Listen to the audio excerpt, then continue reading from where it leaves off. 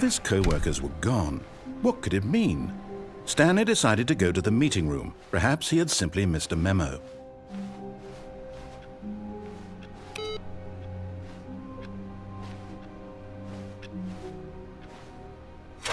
Now this, Stanley thought to himself, this is a bucket.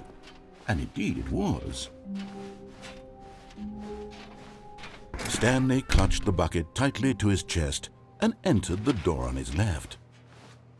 This was not the correct way to the meeting room, but Stanley had felt the bucket calling to him, telling him that the employee lounge was simply the place to be. And here it was. Had the bucket turned out to be correct? Was this better than the meeting room? Yes, Stanley. No, never mind. The bucket was wrong. Stanley took the door on his left to go back to the meeting room. No! No, said the bucket. Don't go to the meeting room. Go somewhere else. The cargo lift, yes. Go there. Go to the cargo lift. Good, said the bucket. Now ride the lift all the way to the top. There's something up there I need you to do. Stanley did not question why or how this bucket was speaking to him. It should have alarmed him, of course, because buckets can't talk. But Stanley chose not to think about this obvious fact. He was firmly convinced that the bucket had spoken to him, and he unthinkingly did whatever the bucket asked. In here, said the bucket. Go into this dark room over here. Stanley once again obeyed blindly.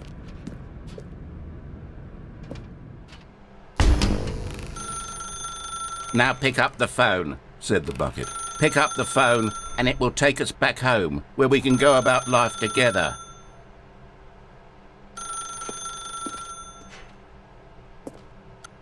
Whoa, hold on. Why did you unplug the phone?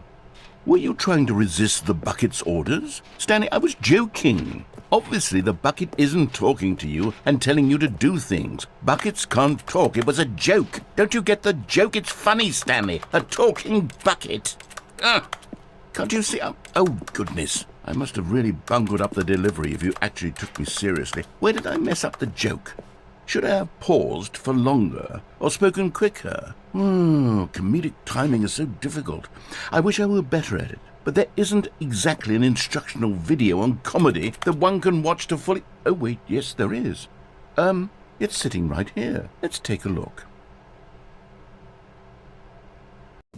What is comedic timing?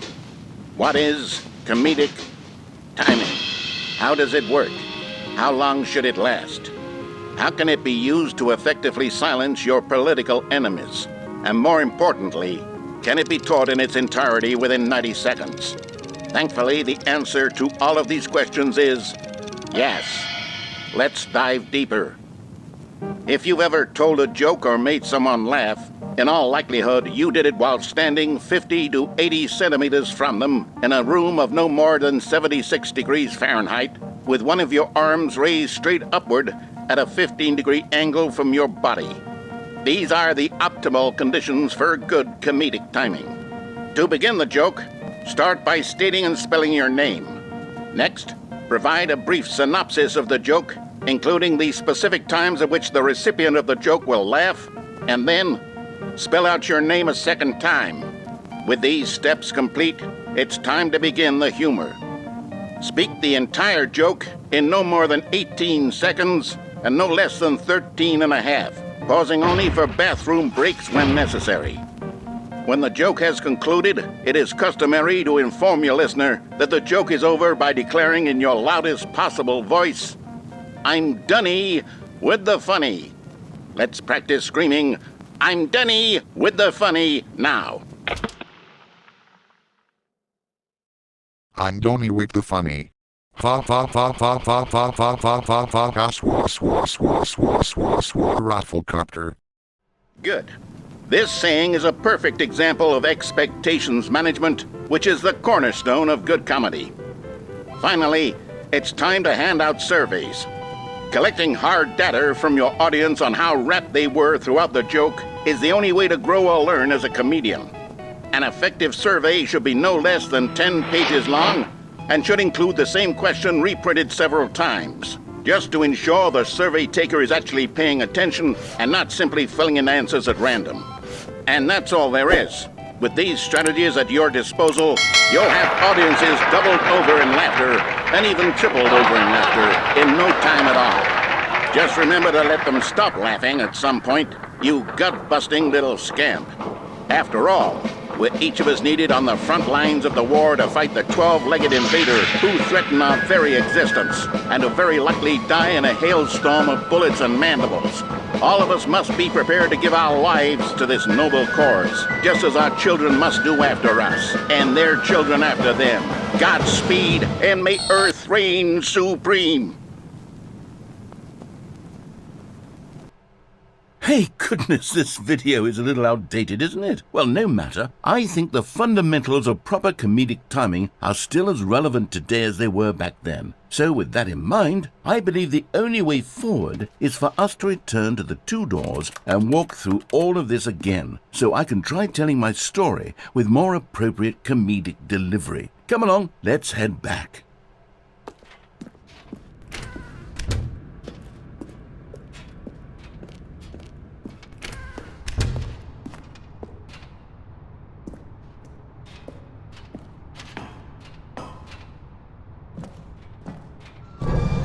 I can feel it.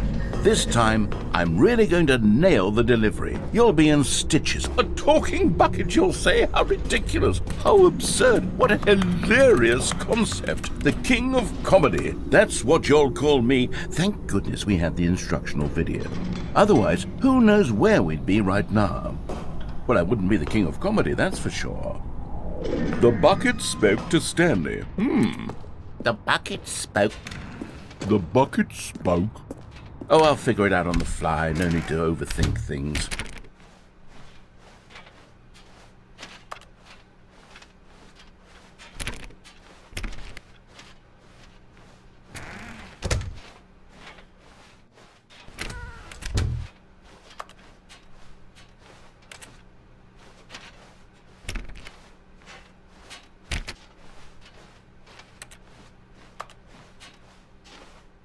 Here we go.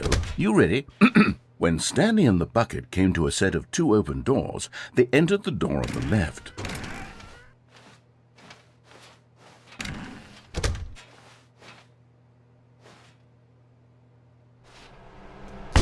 What? We're back at the phone already? No, what's going on? There were supposed to be several rooms leading up to this. There was supposed to be a build-up to this point, a dramatic display of remarkable comedic wit which culminates in this scene with the phone.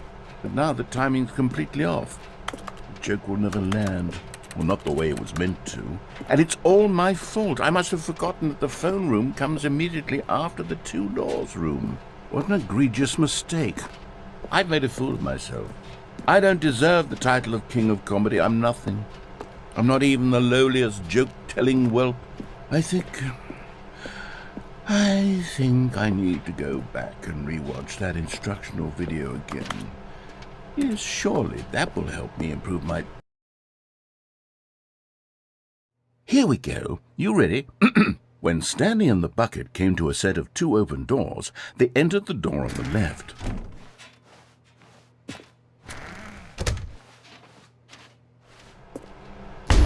What? We're back at the phone already? No. Here we go. You ready? When Stanley and the bucket came to a set of two open doors, they entered the door on the left. No. You were supposed to go through the door on the right, leading back to the phone. Did you not even look at the instructional video? I think this is all covered very clearly. There's no way I can make the comedic timing work now. It's done. The joke is completely done and over. It's all your fault, Stanley. I'm going to be ridiculed in the community of other joke writers. I'm going to be shamed at every one of our meetings from now on. All because you couldn't watch a simple video and take a hint. Are you proud of yourself for bringing me down, Stanley? Are you proud? Stanley, you love the bucket so much it's like you... it's as though all of your other most prized possessions pale in comparison. Yes. Well, let me try that again, Stanley. I heard that you are pale with shame over how unabashedly in love with a bucket you are. No? Still not? Is it the delivery? Pale with shame. Pale with shame? Pale... What's another word to describe a bucket? Stanley, this bucket is so metal. I think I saw it playing guitar. No. We're getting away from making fun of Stanley's obsession with the bucket, which was the whole point of this. I'm no good at these jokes. I need more instructional videos. That's exactly what it is. That's what will make me the king of comedy again. More instructional videos. Let's see.